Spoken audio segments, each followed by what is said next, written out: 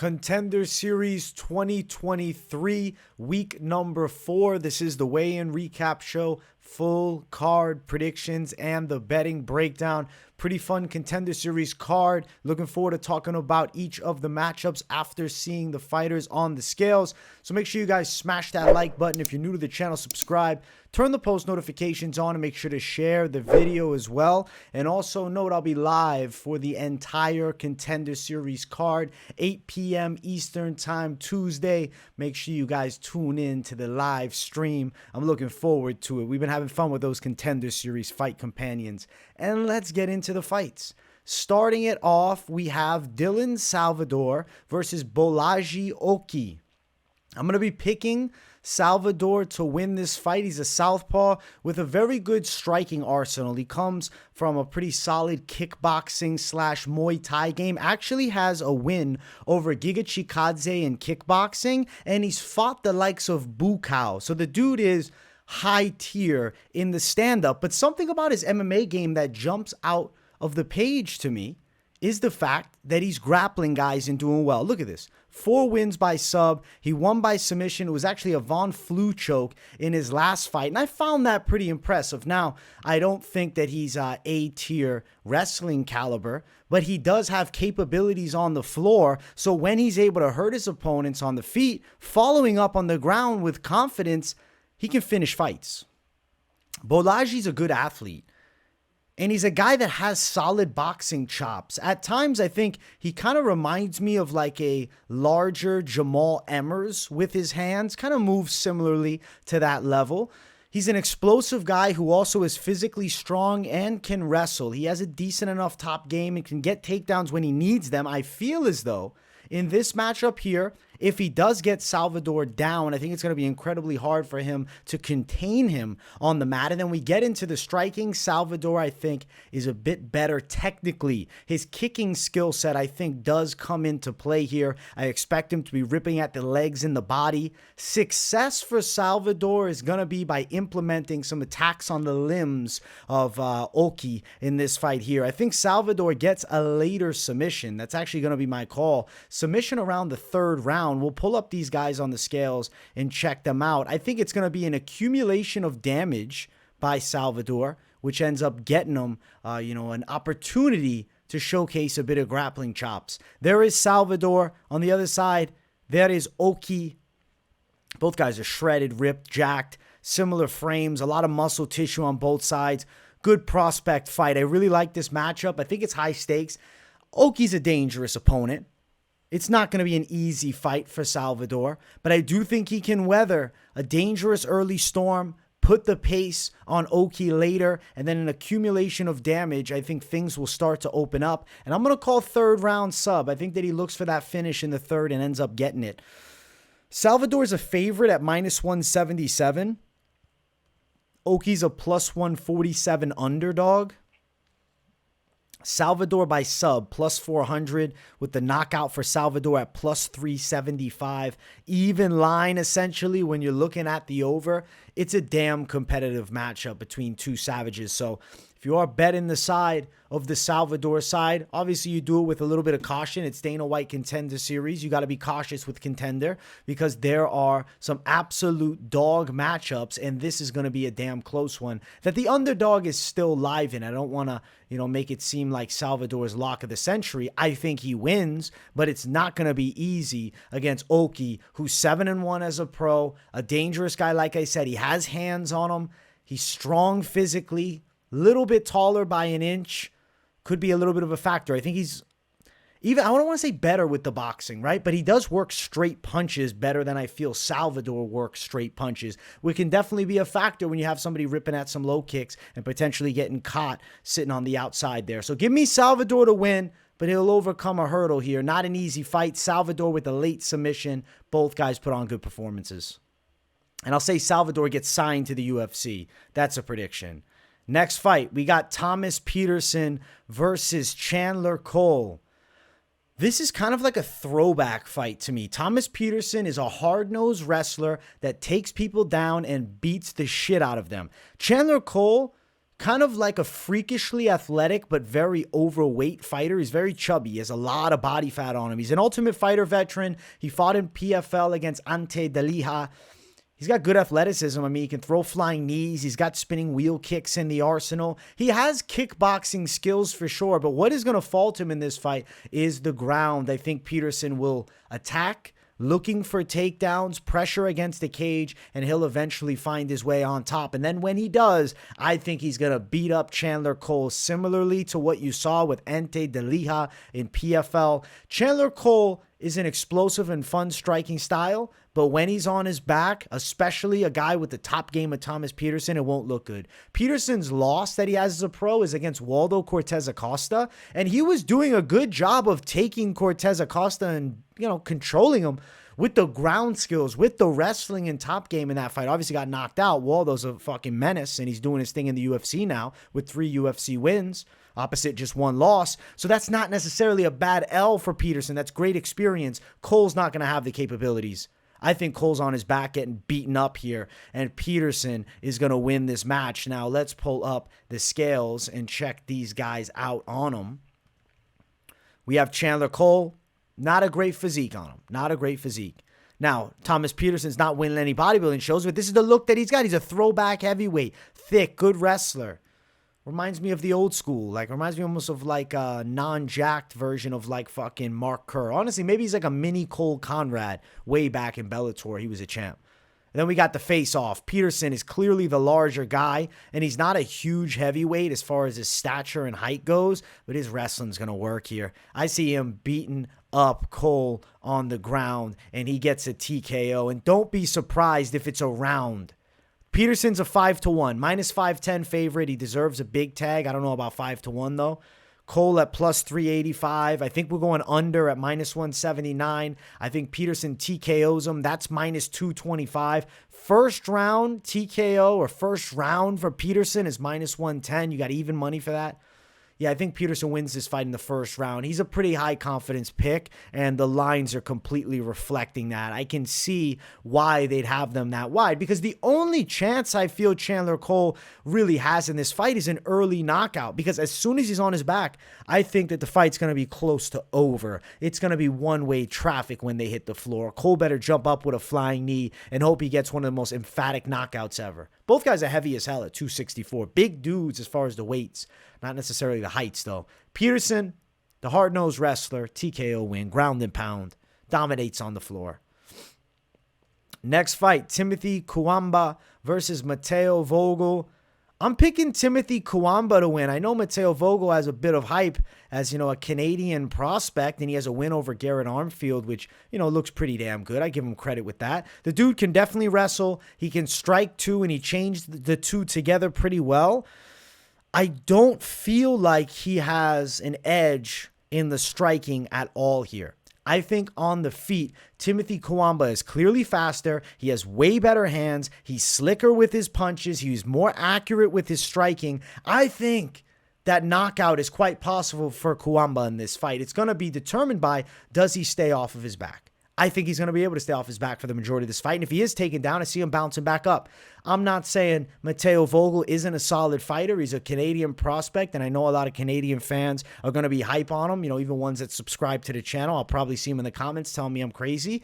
But I think Cuamba just has something about his style that is just much more precise. When I'm watching him throw, I'm like, damn, I see potential here. I see a guy who could do some things inside of the UFC. Whereas when I look at Vogel, I see, a dog tough SOB, a guy who can mix it up well and is going to be ready for 3 hard rounds at a high pace, but doesn't have the same poised technical capabilities. Cuamba also 1-0 as a pro boxer. He's got some hands on him. The dude's slick. I'm going Cuamba. I'm going to win by knockout. I'm going for the dog in this one. This is going to be a bit of an upset. Looking at the scales here, we have Mateo Vogel. Looks pretty fucking jacked. Timothy Cuamba. Looks really fucking solid too. And then a face-off. It's a dogfight. Both guys are in great shape. I think Cuamba's going to be slicker. Mateo Vogel's going to have that dog tank in him and look to bring a high pace. But I think Cuamba can win this thing. I'm going Cuamba. I think he ends up knocking him out in the second or third. I think he finds a straight shot. I think his hands are on point. I think people are surprised at how good his stand-up looks against Mateo Vogel, and then he's able to stop the potential wrestling threat. Plus 130 Cuamba. Minus 160 Vogel. I like Cuamba to win. I think money line would be the side if you are throwing down on it. To go Cuamba by knockout, it's big plus at plus 500. But I prefer throwing down on Cuamba straight on the fucking money line if you're going with the dog. Vogel's last three, he's got a rear naked choke here. Pretty solid fight with Taylor Christopher. Win over Nick Quillette or Ouellet. Excuse me. This is the Canadian fucking scene, the BFL over there. And the win over Garrett Armfield does jump out at the page because Armfield just won in the UFC, but granted, he's still just 1-1 in the UFC. And Cuamba's slickness on the feet, I think, is a factor. And let's be honest, Garrett Armfield's also a bantamweight. This is a featherweight fight. I like Cuamba's game. I think he's going to be tricky. I think he finds the chin. Cuamba by knockout, guys. I'm riding with the dog side in this fight. I feel like he's just got something about him, man. Some technical capabilities that I'm seeing that will take him far. Co-main event. We have Yousri Belgaroui versus Marco Tulio Silva. Belgaroui, hard last name to say. I was digging into how to pronounce it right before, and I might still have botched it. Well, he's the pick in this fight. I'm going with Yousri. I'm going with the former high-tier kickboxer, 27-7, 1-2 against Alex Pereira, 0-2 against Israel Adesanya, but he has been on the feet with some of the most fierce strikers, period, across all combat sport. On the side of Tulio, I do think he's a dangerous Muay Thai practitioner in his own right. But when you put a high-tier kickboxer versus more of the MMA Muay Thai, I have to favor the high-tier kickboxer. And then you got him at 6'5" to his opponent, Yousri, 6 foot. He's actually 6'1.5", 6'1". I don't think he's actually 6 foot. I've seen different heights elsewhere, so Tapology might have that one wrong. We'll pull up the face-off, and you see these guys nose to nose. It's not a crazy size difference between these two. There is Tulio. There is Belgaroui. Then there's a face-off. He looks at least 6'1". The length, man. Belgaroui's length is going to be an interesting factor. He has a pretty solid stand-up skill set, of course, with high-level kickboxing. I think his grappling resistance will be there. I do not like the super long, thin neck. That sometimes make me concerned with a tall guy potentially getting laid clean. I think this is a dangerous fight if you're throwing down the betting side. I'm going to pick Belgaroui, but I'm not going to recommend everybody throw money on it. Minus 138, Belgaroui. Tulio Silva, plus 108. The thing about Tulio Silva is I know he can land takedowns and work from top, but my thought process is Belgaroui training at Teixeira MMA and Fitness, they're putting a fuckload of reps into the grappling defense, and Silva still is a Muay Thai practitioner.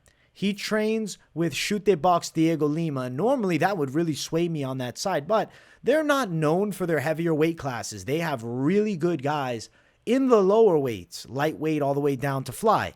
When you're jumping up now to middleweight, much larger guys, I know it's the same gym, but I don't necessarily think that's the magic recipe, especially when you got Belgaroui training with the former light heavyweight champ and the current light heavyweight top contender, Alex Pereira. I like Yousri Belgaroui. I'm picking him to win it. Betting side, scary side, I actually think it's a competitive 3-rounder. I'm going to take Belgaroui on the judges' scorecards. Decision, Belgaroui plus 425. It's contender, so there definitely could be a knockout. Both guys bring the fire. Belgaroui catches him on the feet. I don't like the props here. I would say Belgaroui on the money line if you had to throw down on it. I do think he beats Marco Tulio Silva. I don't think there's going to be 2 RoboCops in the UFC. We already got RoboCop Gregory Rodriguez. We can't have another one. Babyfaced Assassin, that name works now. Josh Barnett. I think he was the babyfaced assassin before he became the War Master. We need a new one. Yousri Belgaroui getting it done. I do think they'll sign Yousri Belgaroui with a win. I really do. And I didn't mention in the past 2 if the fighters get signed. So I guess I feel like they'll sign Petersen. I feel like they'll sign Cuamba. I don't know. I have a feeling that there's going to be a sweep of signings with a pretty action-packed card. Let's jump to the main event. If you guys haven't yet, make sure you smash that like button. And if you're new to the channel, make sure to subscribe. I'm stoked for this fight. We have Carlos Prates versus Mitch Ramirez. Carlos Prates seems to have that thing that Dana White's looking for. The dude is a fucking scary striker. Nasty high kicks. He'll rip your arms, but eventually that guard's going down and the high kicks landing on the chin. Nasty snapping kicks to the legs, body, and head. Good length to him with a 78.5-inch reach, which is pretty outstanding for the welterweight division, and it's evident when he's fighting. He's so fucking long. Powerful straight left. Seems to have a good MMA mind, especially standing. Has trained in Thailand, has a Thai background. Mitch Ramirez, he's a scrappy dude, but obviously I'm picking Prates to win this fight. Mitch Ramirez can scrap. He can fight for sure. He's got nice low kicks, a good MMA hybrid striking game, and has a wrestling base as well. Can control guys from the top position. I don't think it's going to be easy to get a hold of Prates. I think we're going to see striking in this fight, and I think Prates is getting the KO win in emphatic fashion, and he's getting a contract locked in. And I think this will send Dana White back there like, yo, let me sign everybody. I really think Prates has got that thing. I do. As soon as you're watching the tape on him striking, it's a certain snap to shots that only certain fighters have. I think Prates is a monster. These guys are the same age, too. We got one 7-0, the other 16-6. I like the Brazilian style. They fight everybody. They get a fuckload of experience young, and then they're 16-6 at 30. That's a good amount of MMA fights. That's 22 MMA fights for him versus Ramirez at 7. Same age. There is Prates with the Muay Thai tat across his chest. He's representing. I think he's in a style on the feet. There's Ramirez, the Night Stalker. The Fight Stalker. They say that he got his nickname from a serial killer. A different Ramirez. That was the Night Stalker. So, hey, the Fight Stalker works for him, man. There's the nose-to-nose. There's the face-off. It's a knockout win for Prates. I think he's going to style on Ramirez. It's going to be an emphatic KO. Ramirez hasn't felt this type of stand-up before at 7-0. He beat Jeremy Holloway at XMMA last time out. Holloway's over in bare knuckle now, and he's a decent fighter. He ripped him up with low kicks. But Prates is a different primed animal. He's in a KO him. Prates by knockout. Minus 280, the favorite. Makes sense. Plus 220, the underdog, Ramirez. Prates, he's the favorite here for a good reason. Let's see, under 1.5 plus 120. I think this fight could potentially go under. Prates by straight KO plus 115. I think he's getting a knockout win. I really do. I think this is going to be a sick KO in the main event. I think this fight's going to fucking deliver. It's going to put an absolute stamp on this Contender Series card and get every winner a fucking contract. Because this is a stacked card for Contender Series. I'm stoked to see this fight. I'm stoked as hell to see this fight. It's interesting, right, that Prates is listed as the same height as Ramirez. We can see he's clearly taller. Actually, Prates is supposed to be shorter. Mismark on one side or the other. Prates for the W. Contender Series is stacked. It's going to be an amazing card. I can't wait for all these damn matchups. I do want to, briefly talk a little bit about the parlays. Now, Contender Series is the highest stakes of MMA betting because you got guys hunting for a contract, an illustrious contract to the UFC. Everybody wants it.